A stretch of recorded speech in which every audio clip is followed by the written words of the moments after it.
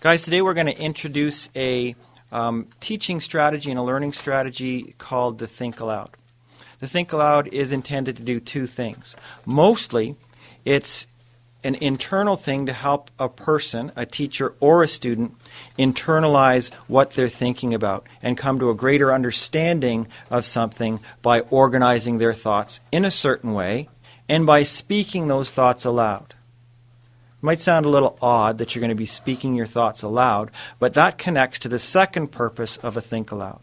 The first purpose is to organize your own thoughts.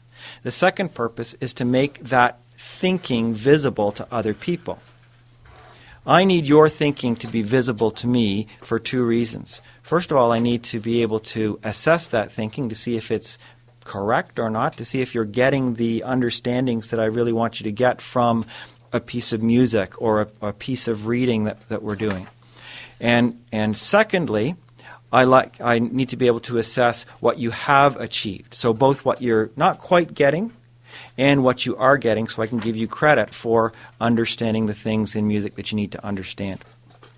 As kind of an anchor or a little hint for us when we're doing our Think Alouds, I've given you these little bookmarks, and those bookmarks include 6 questions that are intended to kind of prompt you, to give you some ideas of things to think about when you're approaching a new piece of text. Now, a piece of text, what am I usually talking about when I'm talking about a text in school? What do you think about when I talk about text in school? Rebecca? It could be like a story.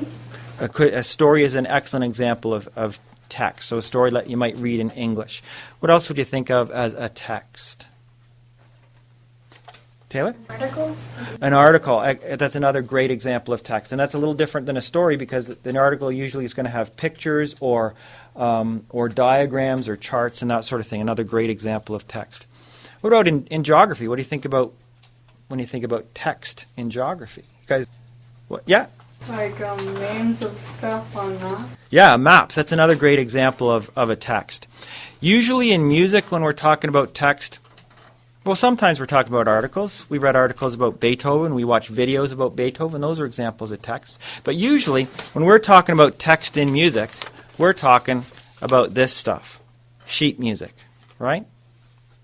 So, I'm going to give you an example of me doing a Think Aloud of Hymn to Joy. Now, Hymn to Joy is the piece that we just started a couple of days ago.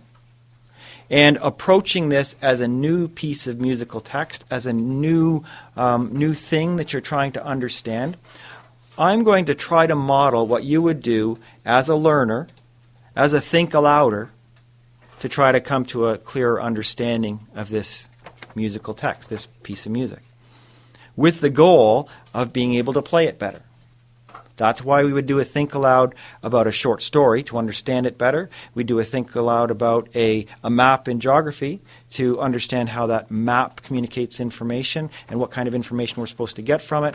Doing a Think Aloud in music, we're trying to figure out what it is that we need to get from this piece of sheet music. And once again, I'm going to use the questions on my Think Aloud guide, my Think Aloud anchor bookmark, to guide what I'm doing.